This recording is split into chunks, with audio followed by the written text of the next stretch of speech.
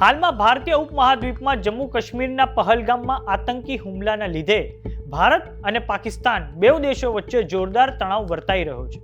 તો આ વચ્ચે ભારતીય નૌકાસેનાએ અરબ સાગરમાં સફળતાપૂર્વક મલ્ટીશિપ એન્ટી ફાયરિંગ કરીને શક્તિ પ્રદર્શન કર્યું છે. તો હવે પહલગામના આતંકી હુમલાને લઈને સમાચાર એ પ્રાપ્ત થઈ રહ્યા છે કે આ આતંકી હુમલામાં 15 જેટલા કાશ્મીરના સ્થાનિક લોકોએ આતંકવાદીઓને મદદ કરી હતી. નમસ્કાર, જમાવટ સાથે હું છું પાર્થ.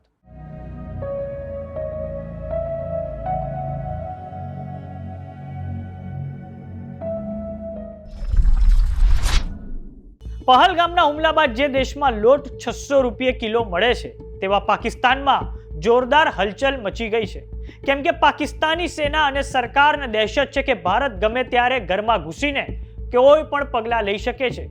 તો આ તરફ ભારતીય નૌકા સેનાએ અરબી સમુદ્રમાં જોરદાર શક્તિ પ્રદર્શન શરૂ કર્યું છે, જે અંતર્ગત સફળતાપૂર્વક એન્ટી શિપ ફાયરિંગ હાથ ધરવામાં આવ્યું છે. આ ફાયરિંગ હેઠળ લોંગ રેન્જ મિસાઇલ દાગવામાં આવી હતી. આ મિસાઇલોમાં બ્રહ્મોસ મિસાઇલનો પણ સમાવેશ થાય છે. વાત કરીએ બ્રહ્મોસ મિસાઇલની, તો તેને બે દેશો રશિયા અને આપણા ભારત દ્વારા સંયુક્ત રીતે વિકસાવવામાં આવી છે. બ્રહ્મોસ શબ્દ બન્યો છે આપણી બ્રહ્મપુત્રા નદી અને રશિયાની મોસ્કવા નદીના નામથી. આ એક ક્રૂઝ મિસાઇલ છે જે સબમરીન શિપ, વિમાન કે પછી ટ્રાન્સપોર્ટર, ઇરેક્ટર, લોન્ચર પરથી છોડી શકાય છે.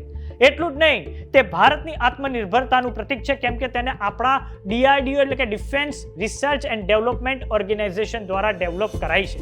હાલમાં જ આ બ્રહ્મોસ મિસાઇલ ભારતે ફિલિપાઇન્સને પણ વેચી છે.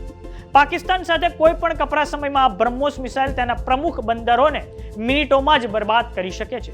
તો હવે આ તરફ જમ્મુ કાશ્મીરથી સમાચાર પ્રાપ્ત થયા છે કે પહલગામના આતંકી હુમલાની તપાસ સંપૂર્ણપણે NIA એટલે કે નેશનલ ઇન્વેસ્ટિગેશન ટીમને સોંપી દેવાઈ છે.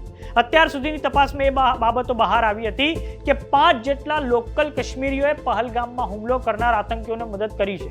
આ સ્થાનિકોએ પાકિસ્તાની આતંકવાદીઓને LOC ક્રોસ કરાવવાથી લઈને ખાવા પીવા, રહેવા તેમજ રેકી કરવામાં સાથ આપવા જેવી મદદ કરી છે. એમાંના 3 હિજબુલ મુજાહિદ્દીન અને 8 લશ્કરે જૈશ-એ મોહમ્મદ સાથે જોડાયેલા છે. અત્યાર સુધીમાં ભારતીય સેના દ્વારા 9 જેટલા આતંકીઓના ઘર ધ્વસ્ત કરવામાં આવ્યા છે, જ્યારે 64 ઉપર અનલોફુલ એક્ટિવિટીઝ પ્રિવેન્શન એક્ટ અંતર્ગત એટલે કે ઉપા અંતર્ગત કાર્યવાહી કરવામાં આવી રહી છે. આપને જણાવી દઈએ કે NIA એટલે કે નેશનલ ઇન્વેસ્ટિગેશન એજન્સીની સ્થાપના 2008માં મુંબઈ હુમલા પછી કરવામાં આવી હતી. ભારતમાં આતંકવાદને નાથવા માટેની એ પ્રમુખ સંસ્થા છે અને ભારત સરકારના ગૃહ મંત્રાલય અંતર્ગત આવે છે.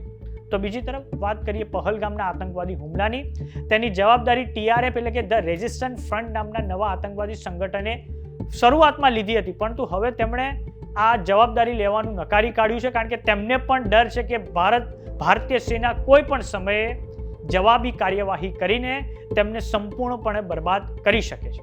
તો સમાચારોમાં અત્યારે બસ આટલું. જોતા રહો જમાવટ. જો તમે અમને YouTube પર જોઈ રહ્યા તો સબસ્ક્રાઇબ કરો. જો તમે અમને Instagram અને Facebook પર જોઈ રહ્યા તો ફોલો કરો.